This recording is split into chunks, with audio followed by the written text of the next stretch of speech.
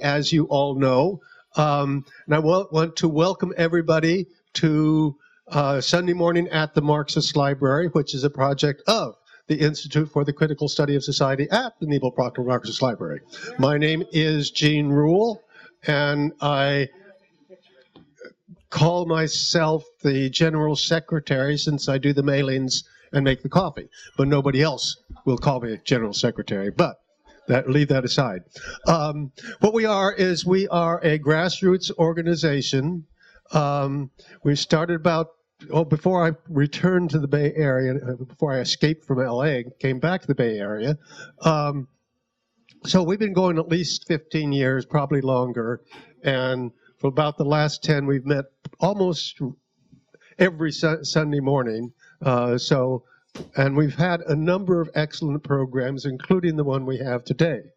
Let me continue just to mention that we are an assemblage of people with different perspectives. We have Stalinists, we have Trotskyites, we have Maoists, we have Maoists, we have Marxist humanists, we have anarchists, and a full range of people, as well as people who are simply interested in Marxism. What unites us is our respect for the work of Karl Marx and our belief that his work will remain as important for understanding and leading the class struggles of the future as they have been in the past. And we have some excellent programs, and Roger will take over and introduce people, and as well as himself. And I'll start as soon as everybody sits down, because I'm so easily distracted. And if people are sort of having conversations and wandering around, it's just my limit. We will do this will go for about 1 hour, and then we'll do a fund appeal and have open questions. Is that right? Is the sound working? Yeah. Okay, great. So welcome, and again, I'll start as soon as everybody can get set down. It shouldn't be too difficult to do that. But if you could sit down and get settled, then we'll begin the program. There's a few of you that still seems to be looking for chairs, but if you could find a chair, Okay, Okay. Okay. Richard, are you going to sit down, or are you going to stand? Okay. Well, welcome. Welcome to the library, and welcome to this program by the Task Force on the Americas. We have a literature table out there. Please help yourself. We have our newsletters, and Bill Hackwell is the head of our newsletter collective, and we also have a publication that Bill and Alicia are the co-editors of, and that's Resumen. So please help yourself to that. We have books by Dan Kovalik on the plot to overthrow Venezuela, the U.S. plot to overthrow Venezuela, and they are whatever donation you'd like to give to the task force, we'll accept that. For those books, they're a good book. But I would like to just introduce the Task Force on the Americas, give a little bit overview of this panel, introduce the panel, and then have the speakers continue. And the first thing I wanted to mention is that one of our panel members, David Paul, is not with us today. I don't know, some of you might know David Paul. And the reason why David Paul is not with us today is that he's in Washington, D.C., fighting to stay out of jail. The U.S. government is trying to put him in jail. We'll talk about that a little bit more, but we're very much in solidarity with David Paul. The Task Force on the Americas is a group that stands in solidarity with the social justice movements of Latin America. And we learned very early in our history, we started off 35 years ago, we learned very early, listening to the social justice movements in Latin America, that we're a human rights group. And we learned that to be a consistent human rights advocate, we had to be a consistent anti-imperialist. That's what we heard from the social justice movements in Latin America and the Caribbean, that if you're a human rights advocate, you have to be opposed to imperialism. And we just don't mean any imperialism. We're talking about the world's superpower, US imperialism, and human rights groups that sort of miss that are not really advocating for human rights. We're going to talk about give an overview of what happened in the hemisphere from the point of view of human rights. And this has been a year of a tremendous turmoil, but every year has been that. If you remember back to this guy named John Bolton, a little bit over a year ago, he was Trump's, the United States National Security Advisor. And he made explicit, which was always implicit, and that was, he said that the 1823 Monroe Doctrine still applies, that the dominions to the south are the U.S.'s backyard. He made that implicit and explicit. And this has been a year of the revolt of the dispossessed in Latin America, a revolt against the imposed neoliberalism. Former president of Ecuador, Rafael Correa, talked about Latin America this year is in dispute. And we're going to talk about that crossroads, because this has been a year of uprising in Latin America. In Peru, there's been a dogfight amongst the bourgeoisie. The president dismissed the Congress impeached the president. They're still fighting it over. Meanwhile, the masses in Peru have had massive mobilizations from below.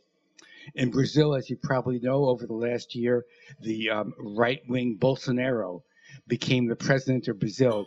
He is considered by friends and foe alike the Trump of Latin America. And he would have been beaten in the presidential race by Lula, because the polls were telling that Lula would easily have won, but Lula got jailed. Lula is now out. He's free, but he may get back they may be incarcerate him again. He's still fighting. In Ecuador, there's been mass protests. At one point, the president actually had to evacuate from the capital city, and he's backed off on some of the IMF, International Monetary Fund, impositions that he put in there. Chile, probably more so than any place in the hemisphere, is absolutely in revolt against the privatization of everything and against the austerity imposed by the International Monetary Fund. In Argentina was good news. We had elections there. The right-wing government was overthrown and the left-of-center government is in there. Another good news was Mexico, the second largest country in Latin America, where years of right-wing rule have been overthrown, and now a left-leaning government is in power. The Marina Party, with the head of that party goes by the acronym AMLO. Puerto Rico is absolutely in revolt. They actually threw out the governor, and that's a good thing. And then for Honduras, if there was any doubt that Honduras was a narco state, that doubt was completely wiped away by the fact that the president of Honduras' brother was indicted and tried and convicted in U.S. courts for narco trafficking, massive narco trafficking. And the president, the U.S.-backed puppet there, is an unindicted co-conspirator. There's mass protests in Honduras. In Nicaragua, there was an attempted coup in 2018 that was overthrown. That overthrown was thwarted, and the leftist government in Nicaragua is rebuilding, and there's been a lot of successful things there. So 2019 has not been an entirely bullish year for U.S. imperialism, notwithstanding the hard turns to the right of Brazil, Bolivia, and Ecuador. There's been powerful winds of neoliberalism gusting in Brazil, Ecuador, Chile, Peru, Argentina, Haiti, Honduras, Guatemala, and even in the U.S. so-called Commonwealth of Puerto Rico. Regime change Operations failed in Venezuela, Cuba, and Nicaragua. And the hegemon is being challenged right now in Latin America and Caribbean by increased influence of China and Russia, where China has now become the second largest trading partner with the Latin American countries. In last November, there was a meeting of the 200 state non-aligned movement, and it was addressed by the new president of Cuba, Diaz-Canel, and I'm just going to quote his words. And by the way, of those 220 countries in the non-aligned movements, a full 1/4 of them are being sanctioned by the United States. That's how many countries are being sanctioned by the United States. But Diaz-Canel had this to say. He said, "There are more of us. Let us do more." Interesting. So our first speaker is Alicia Jrapko. Alicia is involved with Resumen. She was with the Free the Cuban Five, and now with the International Committee, and with many, many other things. And she will address Cuba. Yes.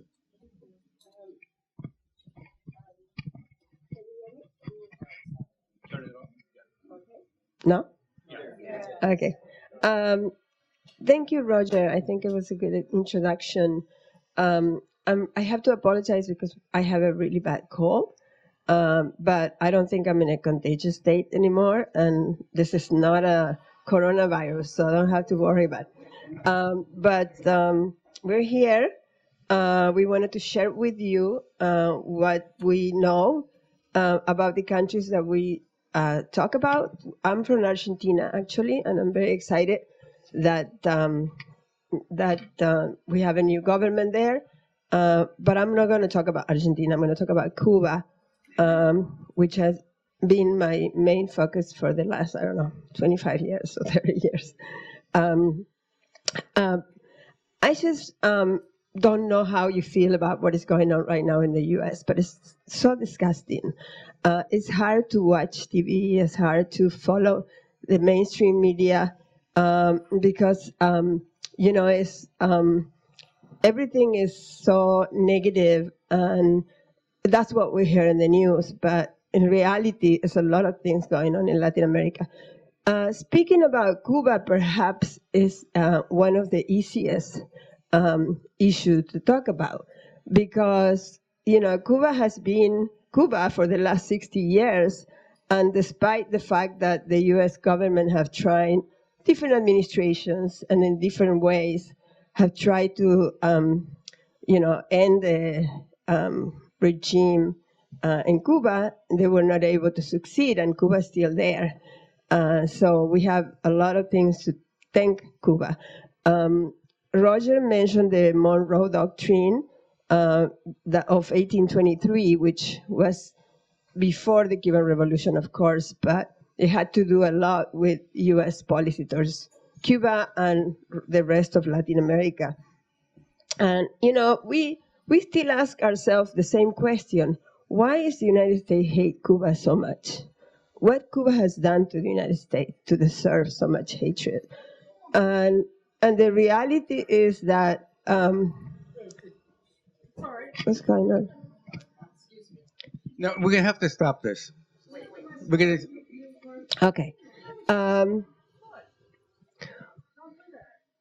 So why...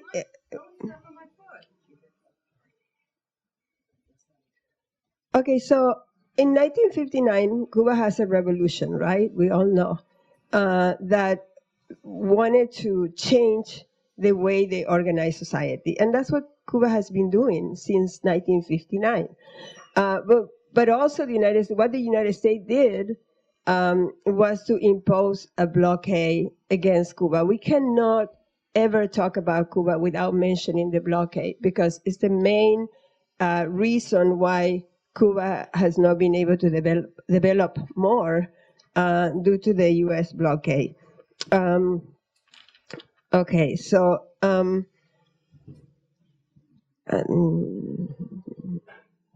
okay, so I wanted to talk a little. I have notes, but I think I'm going to just talk.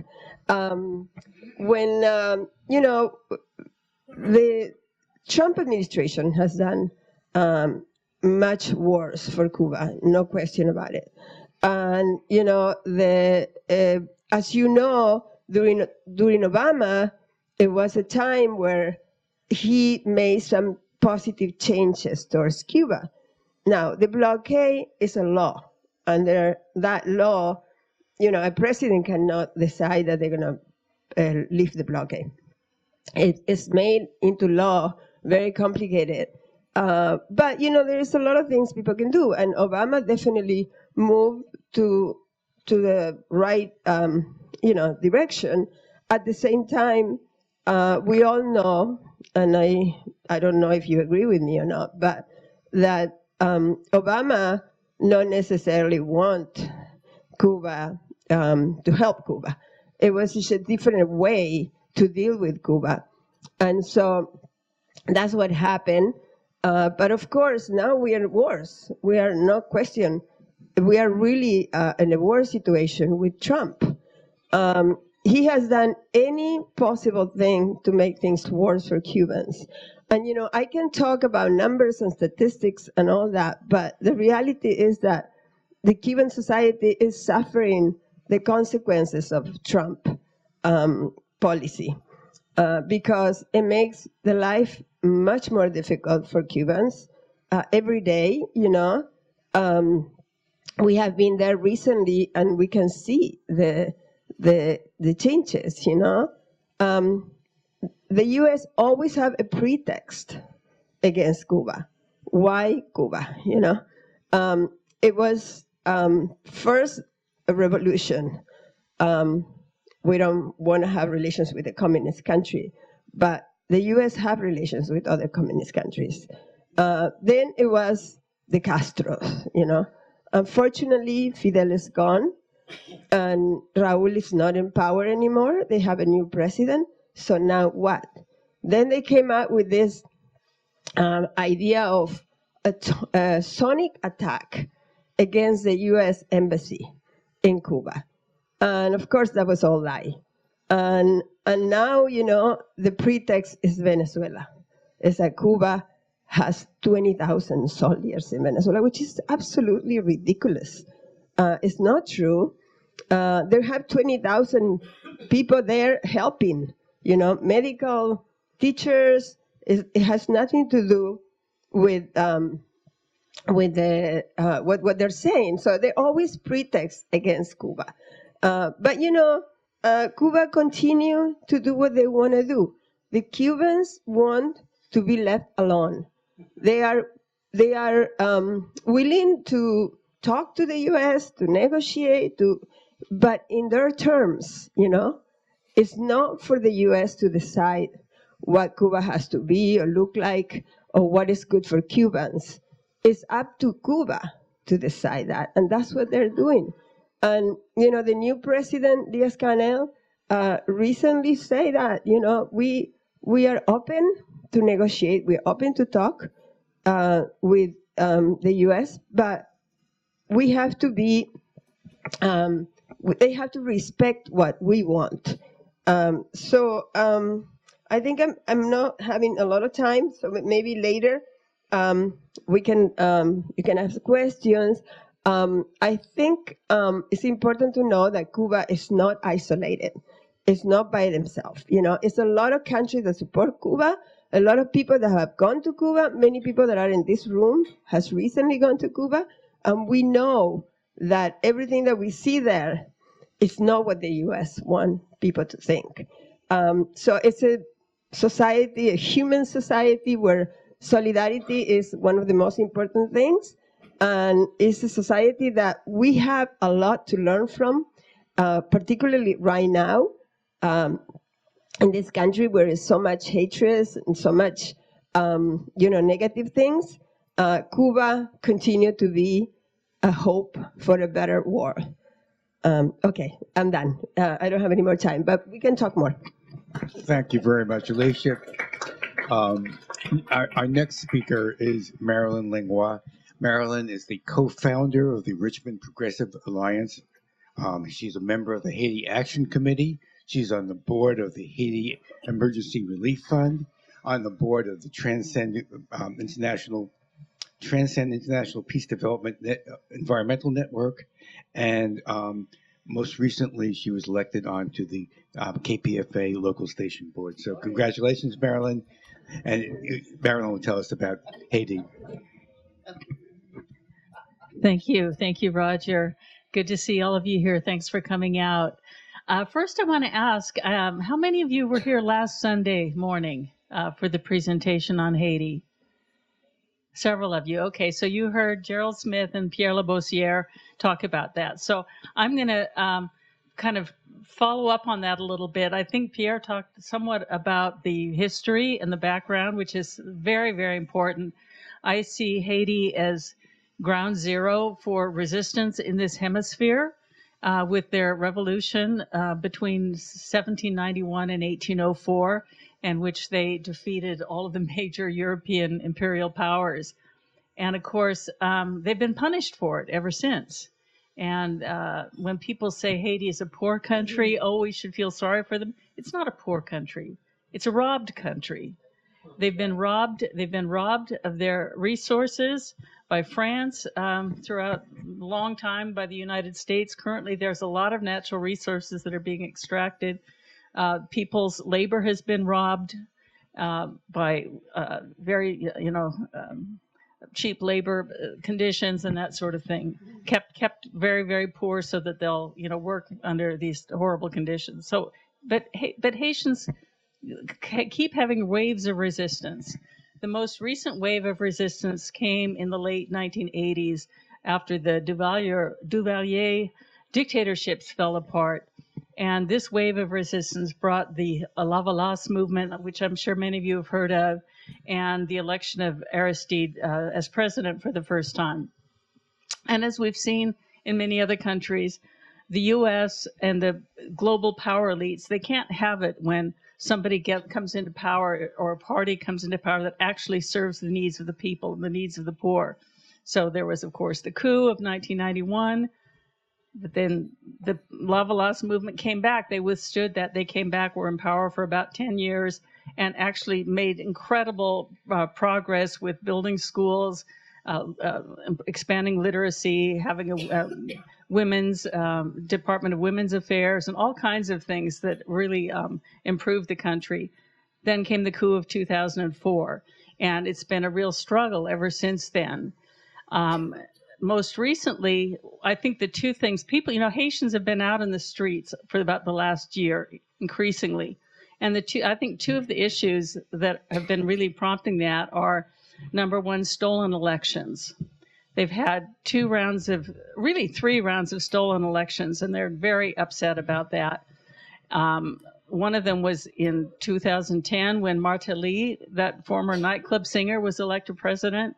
And Hillary Clinton was very much involved in making sure that happened. And then in 2015, there was another election that resulted in supposedly a runoff between the two top vote getters. But that year, there was a Lavalas candidate, Dr. Maryse Narcisse. And it was clear from, all of the research we'd done, the sentiment of the people, that she was the most popular candidate. She was not declared part of the runoff. But the Haitian people refused to have the runoff. They blocked the runoff from happening. And we were there with Task Force on the Americas. We were there on a delegation in April of 2016. And we, saw how that unfolded. They literally stopped the runoff from happening. We even spoke to someone at the U.S. Embassy who claimed that, we paid all this money for the election. Of course, it was just fine. And of course, the Haitians can't run an election themselves, and really obnoxious statements like that. One of our delegation members, Dale Sorensen, had been in Haiti for the elections of 1995 and 2000 when Lavalas was victorious. And she says, oh, no, Haitians are very capable of running elections. We observed there was no complaints, no problems. In any event, so stolen elections, and of course those declared in power are very friendly with the imperialists and the corporations and the big money people. The other big issue that Haitians are really upset about is the whole Petrocaribe scandal, when the funds from getting lower priced fuel from Venezuela disappeared. And it's clear that the current president, Jovenel Moise, has been very, very corrupt. He's been absconding with all kinds of public funds and passing them around to his friends. And more dangerously, Moise has set up a paramilitary force that's not unlike the Tonton Macoute of the Duvalier age, and they have been terrorizing the population.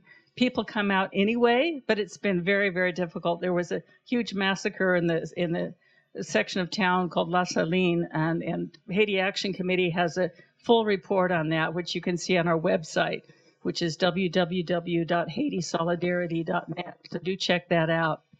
One thing I want to mention is, you see this with our panel. None of these countries, none of these problems happen in isolation.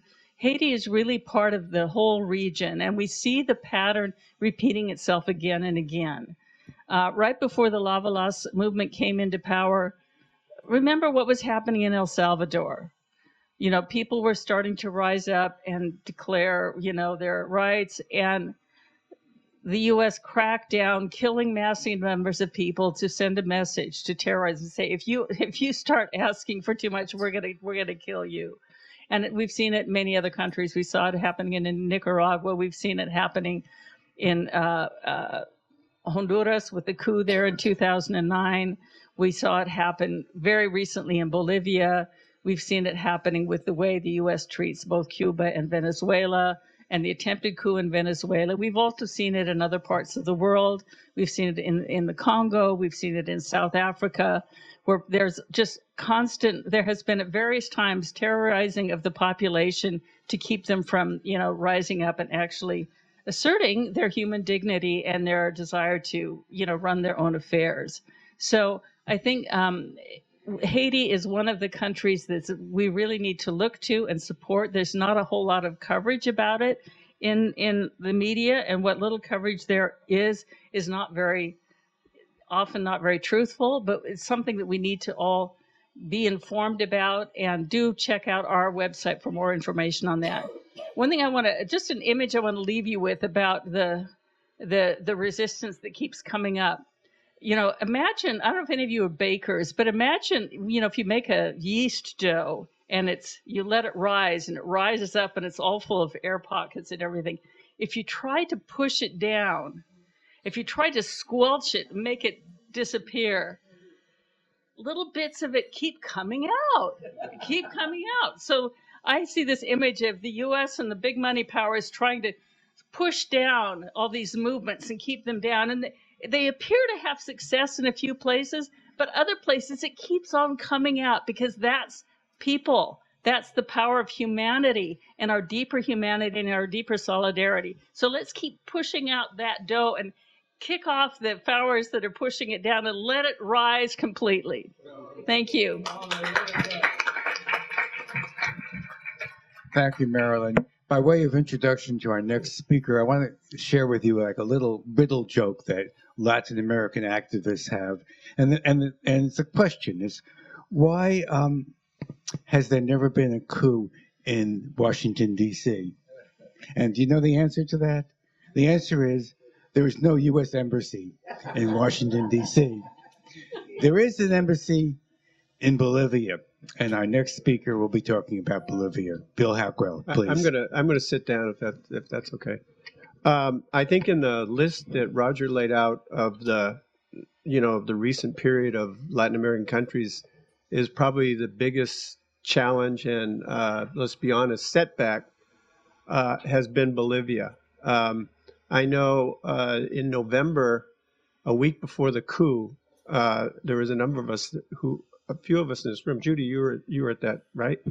At the anti-imperialist conference in Havana, and the buzz there, even though the elections had just happened and Evo had won by over 10%, there was a buzz about how there was a coup coming, and it wasn't just rumor. It was based on the fact that not only was the U.S. influencing it and orchestrating it, but they were designing and directing it. And We don't really have time to go into all of it, but it's pretty frightening just how much control the U.S. has, especially on the military in Bolivia.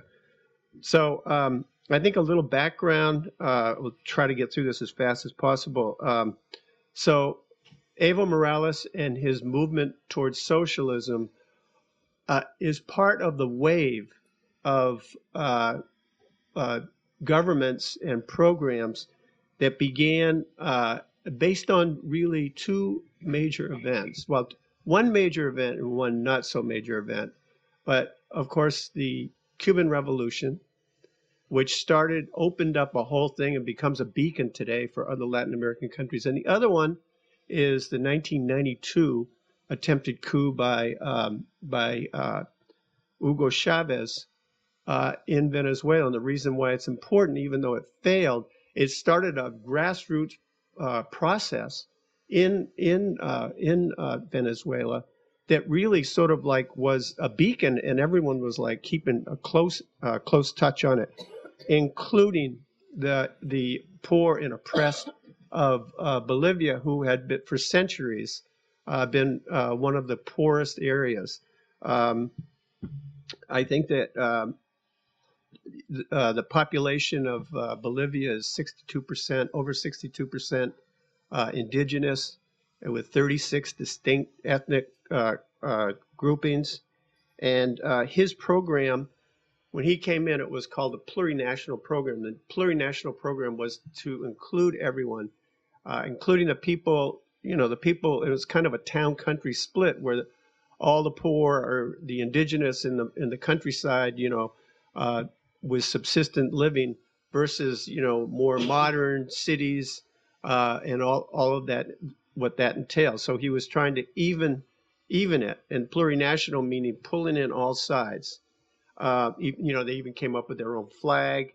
And the other thing was, in terms of teaching in the schools, they threw out the Western model of teaching and brought in indigenous teachings. And more importantly, probably, was the history of the indigenous people of Bolivia was first and foremost in the curriculum of Bolivia. So he's elected president in 2005 with massive support. And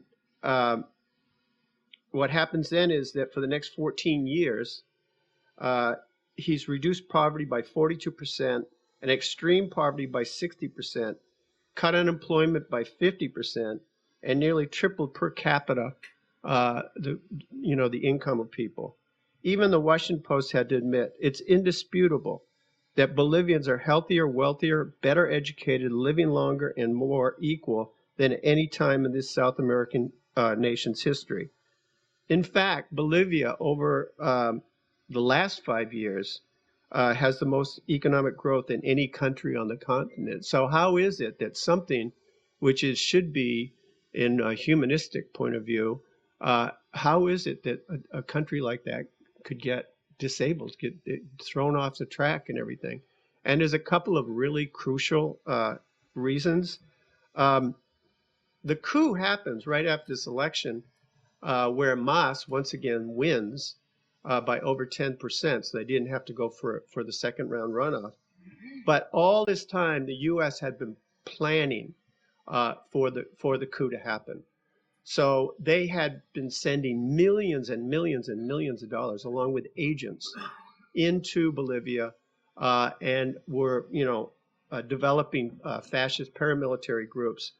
And it's funny how they were funneling the money because it was just cash. They were just kept coming in with cash. They were funneling it through the embassy, the Argentinian embassy, the U.S. embassy somewhat, and also the embassy of Brazil. All, at the time, Argentina was under Macri, right-wing supporter of regime change. And then there was this one character, Luis Fernando Camacho, who's the president of the Santa Cruz being the area that's the most reactionary, the Santa Cruz civic committees. So he's handed $2 million, and the money was used to attack anyone, first of all, build a paramilitary fascist group. with weaponry and everything, and they attacked. They were attacking polling stations. After the election, they were, there was a call for recount, and they were attacking, that and anyone connected to Mas. So I've got to skip really fast here a lot, but the an extra minute, yay. So anyway, but the definitive thing, and this is really critical in all these things, why is it that all the pressure that the U.S. puts on Venezuela has been able to withstand it, and Bolivia couldn't. And the reason is, where does the military land? And the military, those with guns, big guns, the military, because of Chavez, because of that 1992 coup, where he built a military that was from the ground up, promoted officers that came from the people. It wasn't a class distinguished army, and it was loyal to the Bolivarian project. And so the U.S. hasn't been able to crack it, and they try it all the time, even with his phony baloney wannabe president. But in Evo's case, they were all U.S. trained. They'd all been military attachés in Washington. They had all were connected to the CIA. And the head guy, William Calaman Romero, who was the general of the Bolivian Armed Forces that Evo had actually appointed. And so what happens is he was completely a CIA operative. He tells Evo publicly that he has to resign. Kellerman gets paid $2 million. His whole family had been flown to Washington, to Florida, and his wife was sent to Florida. He says this, he disappears, gets on a plane, and goes to Miami himself with all his money. A very typical of sort of these regime change generals. So anyway, so that's where it's at. I'm going to stop now. If people have more questions, there's a lot of more detail. But I'm going to stop because on May 3rd is another election. All the mass organizers are really under threat. Just yesterday, another mass organizer been arrested, and they are, they're running candidates. Mass is running candidates, but it's very hard to believe that it will be a fair and free election. Thank you, Bill. Okay. Our next speaker is on Colombia, Alice Loaiza. Alice has lived many years in Colombia and has been active with the movement there. She's active now with the Marcha Patriotica here in the United States and with a number of solidarity organizations related to both Colombia and Venezuela. Alice. Hello, thank you for coming and listening to us. About Colombia, it's such a complicated country, and there's so many layers of it. So in 8 minutes, I'm going to try to hit a couple of those layers. And the first one is basically that Colombia is probably the friendliest and most popular government to the United States government.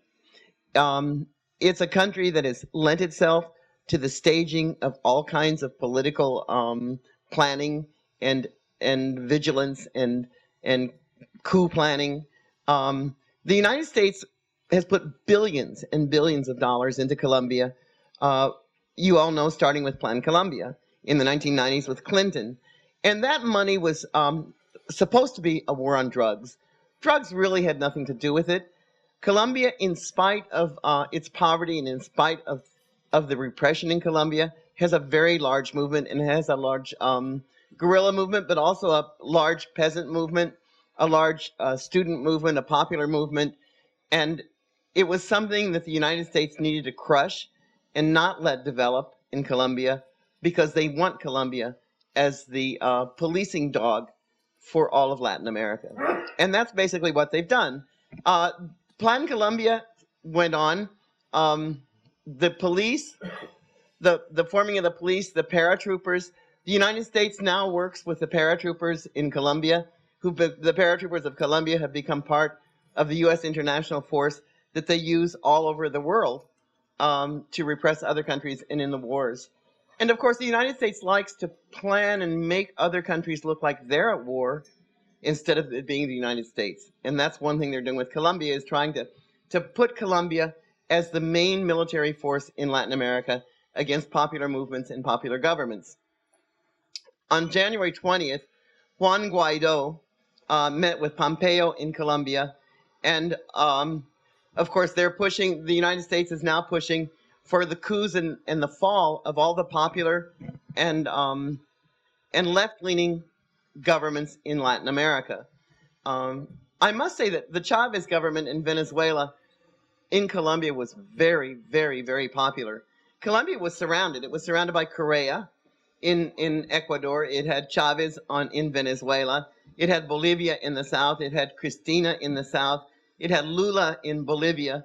And people, young people, unionists, and peasants, visited Venezuela, visited Ecuador often to train and to talk and to listen and to discuss and talk about the situation in Colombia. And they really have not stopped, because there's a general strike that was proclaimed in Colombia on November 21st, and it hasn't stopped. It's continued, and it's still going on. And everybody, the indigenous people are participating. The peasants are participating. They're denouncing the thousands of people who are being killed. The peace process was signed in 2016 with the guerrillas, and the arms were laid down. And everybody participated in that peace process. The students, the peasants, everybody participated. There were many, many, many meetings. I participated in those meetings. And people said what they wanted with the peace process, what they wanted to change. Colombia is one of the poorest countries of Latin America, even though it's one of the richest in flora and fauna and natural resources. And people participated in that peace process. It wasn't just the guerrillas. Done? Okay. And it was very important to be part of that. And the peace process, this government is a right-wing government.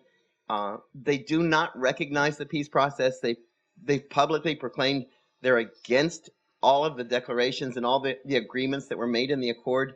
And those agreements were not made just with the guerrillas, I remind you. They were made with the people of Colombia, with the poor people of Colombia. And there have been massive killings. And they go on and on. And so we're really working very hard to get people to understand what's going on in Colombia. The U.S. fortifies itself. There are 7 U.S. military bases in Colombia. There's military all over the place. There are less and less U.S. military because they train the Colombian military to do the job of the U.S. military, and they train people to accept the United States presence in Colombia. And it's really interesting, and all over Latin America, I must say, how does the U.S. convince people to vote for somebody like Bolsonaro in Brazil, or how do they get someone to vote for Mosé in Haiti? How do they get people to vote for any government that's a right-wing government that's not in the interest of the people? It's really interesting how they do it. They have many, many, many forms of doing it. They use evangelical churches to do it. They use the taking over of the media to do it. They use curriculums to do it. They use buying off with money to do it. They fund corruption in these governments. There's many, many ways that they do this, and they go on trying to assure that especially the urban poor and the urban middle class support the right wing. Thank you.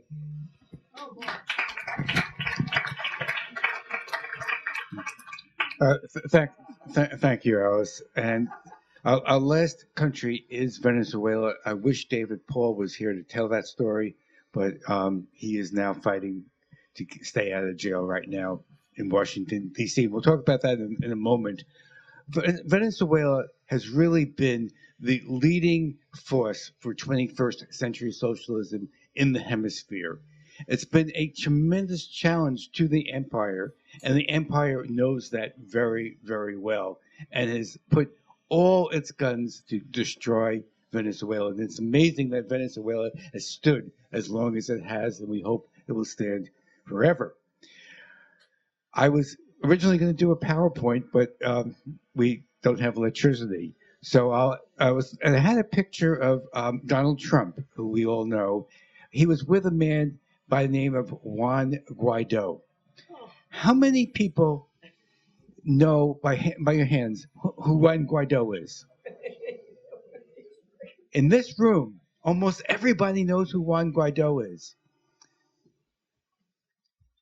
14 months ago, or actually 13 months ago, when he became president of the National Assembly in Venezuela, there was a national poll, and it turned out that 81% of the Venezuelans never heard of Juan Guaido. So you all know about him, but when he became president of the National Assembly, nobody had heard of him. Nobody in Venezuela, but he was well known in the United States. He was a United States security asset. And there's a very good blog site called The Gray Zone, and Cohen and Rosenthal wrote a tremendous article about Juan Guaido's training outside of Venezuela. He went to an elite college in Washington, D.C., and how he became a U.S. asset. At age 35, he was a member of a extreme right-wing splinter group. It had 14 members in the National Assembly out of the National Assembly of 167 members. But there was an agreement within the National Assembly where they would rotate the presidency amongst the different parties. And his party, the Popular Will Party, it was their turn to become the leader of the assembly. And what's very interesting about Juan Guaido is this 35-year-old guy. How did he become president? Because he wasn't even a leader within his own party, but he had a very important background. He was a U.S. security asset. And so he became president of the National Assembly. That was on January 10, a year ago. Then on, I think it was January 22nd, he got a telephone call from the Prince of Darkness, Mike Prince, and Mike said, "Hey, Juan, how would you like to be president of Venezuela?" He said, "Yeah, let's go for it." The next morning, Juan Guaido held a rally on a street corner in Caracas, flanked by U.S. and Israeli flags. And he declared himself president. Within minutes, Donald Trump recognized him as president, and subsequently, U.S. allies, around 50 of them, have recognized Juan Guaido as president. It's just absolutely remarkable that the United States can sort of say, "You want to become president? Sure, we'll call you president." He spent a lot of time this year trying to overthrow the government in Venezuela, and there was a number of coup attempts. They all fizzled, and his popularity, even amongst the opposition, pummeled. The opposition now has reelected a new president of the National Assembly. So Juan Guaido is not even president of the National Assembly anymore. And but Juan Guaido called for increased sanctions against Venezuela, sanctions that are killing their people. In the period 2017 to 2018, there was a study that showed that 40,000 people died because of the sanctions, because of the lack of food and vital medicine. And since then, the sanctions have been tightened harder. Under Trump, they've become a blockade. Just this week, Trump has put sanctions on Russia for trading with Venezuela. That's a blockade, a third country. But it's been unsuccessful. The civil-military union that Bill spoke about in Venezuela is held strong. Not only that, but the Venezuelan government has created a people's militia. And it's now 3.3 million people armed. You have to realize a president has to be pretty secure. Could you imagine Trump arming the people here? They would take him out. But in Venezuela, the people are armed to defend their country against U.S. imperialism. Meanwhile, I should add that Venezuela is still recognized by the majority of the countries of the world. It's recognized by the United Nations, and then in October, Venezuela was elected onto the UN Human Rights Commission, and that was a very big thing because the United States was lobbying very, very heavily to keep it off that body.